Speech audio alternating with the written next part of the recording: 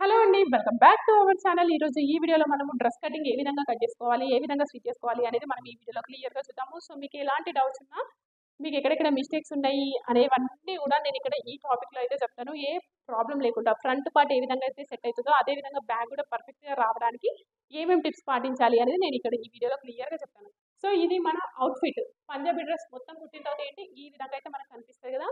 దీన్ని మనం ఏ విధంగా కట్ చేసుకోవాలి అంటే కట్ చేసుకోవడానికంటే ఫస్ట్ మనం ఏమేమి కొలతలు తీసుకోవాలి అంటే ఫస్ట్ మనకు కావాల్సింది ఏంటి పొడుగు. పొడుగు ఏ విధంగా తీసుకుంటామంటే ఇక్కడ భుజం దగ్గర నుండి కిందికి ఎంత పొడుగు ఉంటే అంత పొడుగు తీసుకోవాలి. సో ఇక్కడ డ్రెస్ యొక్క పొడుగు 42 ఇంచుల పొడుగు అయితే తీసుకున్నాం.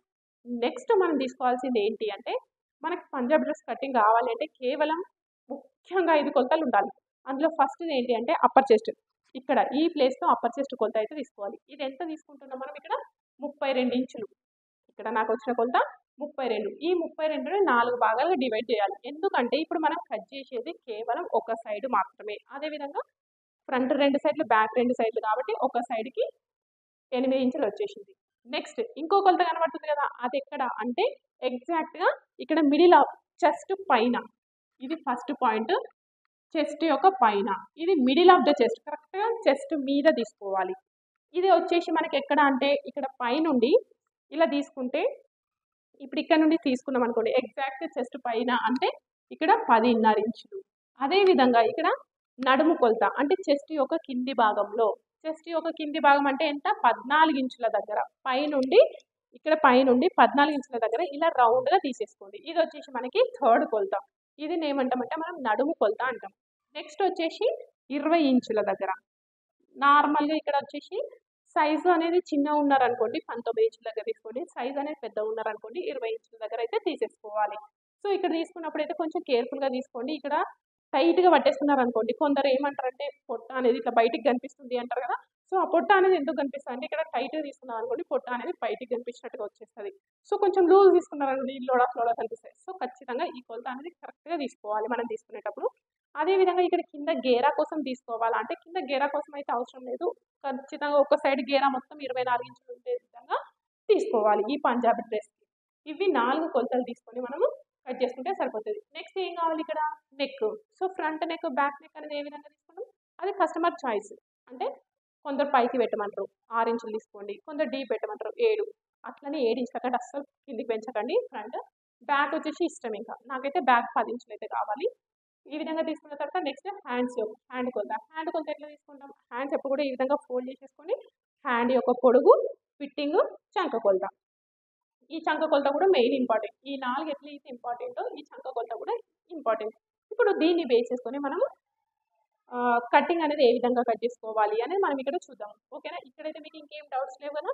ఈ విధంగా తీసుకున్న తర్వాత సో ఇక్కడ మీరు అనుకోవచ్చు ఇక్కడ మీకు ఎందుకు ముడతలు వస్తుందంటే సో నార్మల్ డ్రెస్సే కదా అని లైనింగ్ వాష్ చేయకుండా లేదంటే అర్జెంట్ ఉన్నప్పుడు వాష్ చేయం కదా. సో ఇది కూడా అదే అయింది.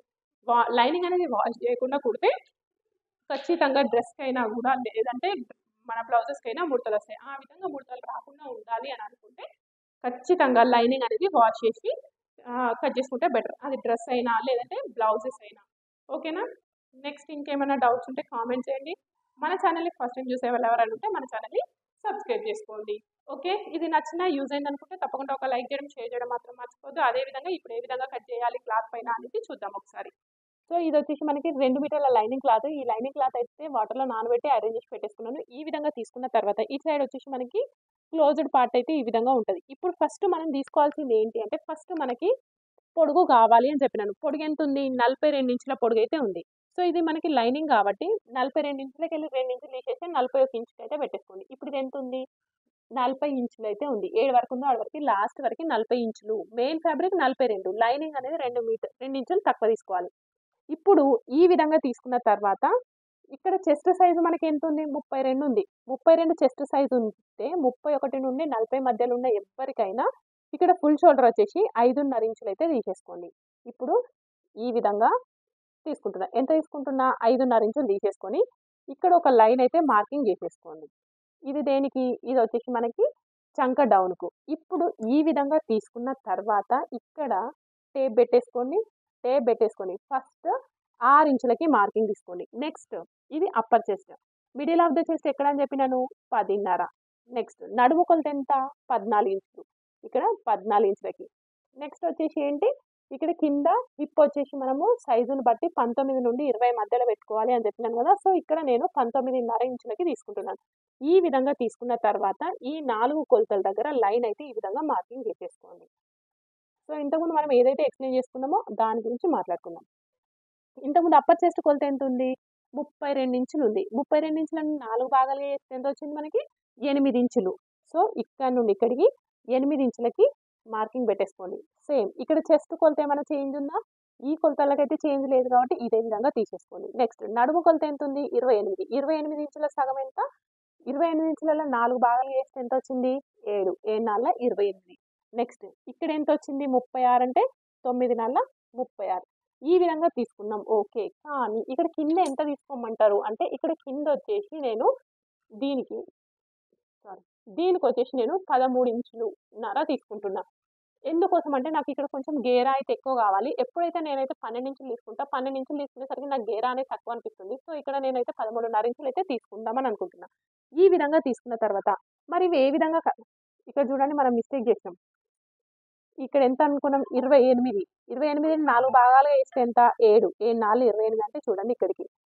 సో ఇవన్నీ కరెక్టే, 8 7 9. ఇప్పుడు ఇది ఏ విధంగా కలిపేసుకోవాలి అంటే, నార్మల్గా ఈ పాయింట్లను ఈ విధంగా ఫస్ట్ ఇలా కలిపేసుకోండి. లేదు ఈ నడుము కొలత దగ్గర నుండి హిప్పుకు ఈ విధంగా కలిపేసుకోండి. లేదు మీకు అనుకుంటే ఇట్లా స్కేల్తో కలిపేసుకున్నా సరిపోతుంది. ఇప్పుడు ఈ విధంగా తీసేసుకొని ఇప్పుడు ఇక్కడ నుండి ఇక్కడికి ఖచ్చితంగా స్కేల్తోనే కలిపేసుకోవాలి. లేదు నేను నార్మల్గా కలిపేసుకుంటా అయితే అస్సలు కలపకండి ఆ విధంగా. సో ఎందుకంటే ఆ విధంగా కలిపేసింది అనుకోండి మనకి ముడతలు వచ్చే ఛాన్సెస్ అయితే ఉంటాయి. ఆ విధంగా ముడతలు రావద్దనుకుంటే ఖచ్చితంగా ఇదే విధంగా తీసేసుకోండి. తీసుకున్న తర్వాత ఇదేంటిది, ఆర్మ్ హోల్ కదా. సో ఆర్మ్ హోల్ కోసం ఇలా రౌండ్గా మార్కింగ్ అయితే చేసేసుకోండి. ఓకే,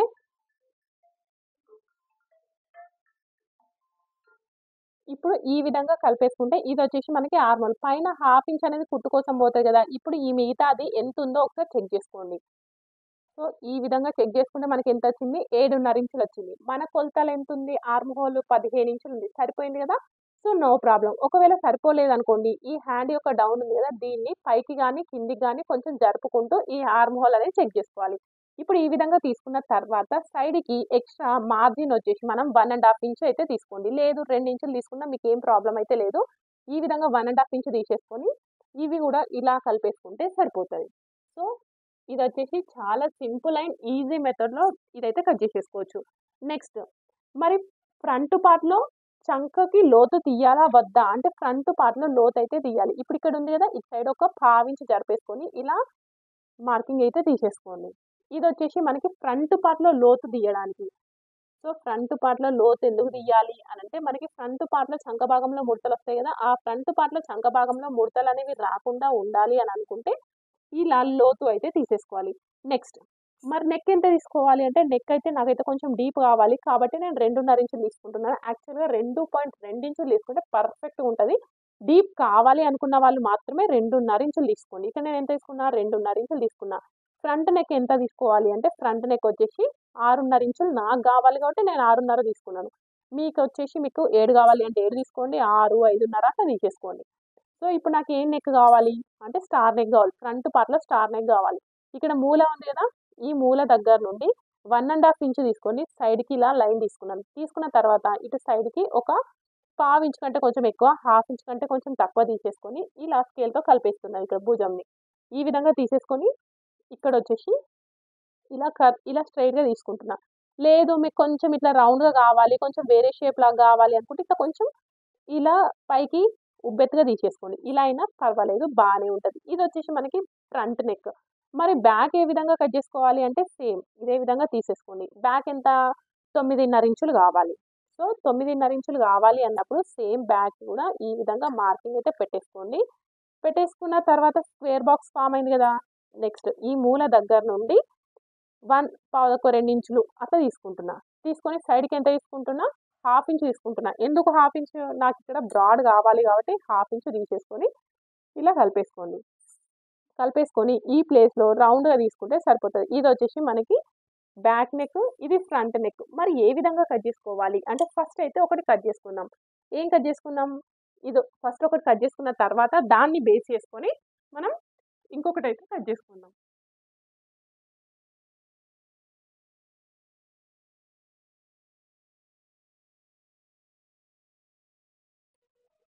సో ఇది వచ్చేసి మనకి వెనకాల పార్ట్. నెక్స్ట్ ఏంటి, హ్యాండ్స్ కట్ చేసుకోవాలి కదా. హ్యాండ్స్ కోసం అయితే ఇక్కడ నాకు ఎల్బో హ్యాండ్స్ కావాలి. క్లాత్ అనేది సరిపోదు, అతుకులు పడతాయి. సో అందుకోసమే నేను హ్యాండ్స్ అనేది తర్వాత కట్ చేసుకున్నాను. ఒకవేళ మీకు హ్యాండ్స్ వీడియో కావాలి అంటే లింక్ అనేది డిస్క్రిప్షన్లో యాడ్ చేస్తాను, ఒకసారి చెక్ చేసుకోండి. అదేవిధంగా ఇప్పుడు నెక్ కట్ చేసుకోవాలా వద్దా అంటే నేనైతే దీనికి డబుల్ పైపింగ్ వేద్దామని అనుకుంటున్నాను. సో డబుల్ పైపింగ్ వేస్తాను కాబట్టి ఎప్పుడు కూడా డబుల్ పైపింగ్ వేసేటప్పుడు ఫస్టే నెక్ అనేది కట్ చేసుకోవద్దు, తర్వాత కట్ చేసుకుంటే మనకు ఈజీగా వచ్చేస్తుంది.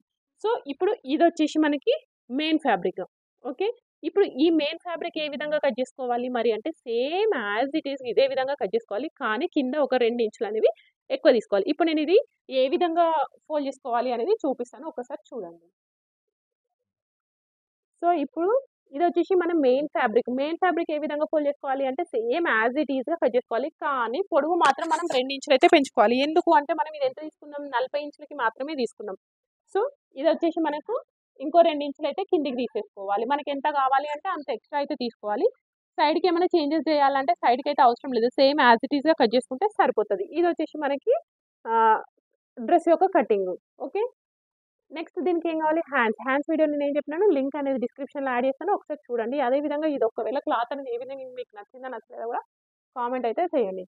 ఓకే, మీకైతే వీడియోలో అయితే కరెక్ట్గా కనబడట్లేదు, ప్లీజ్ లైక్ మై వీడియో.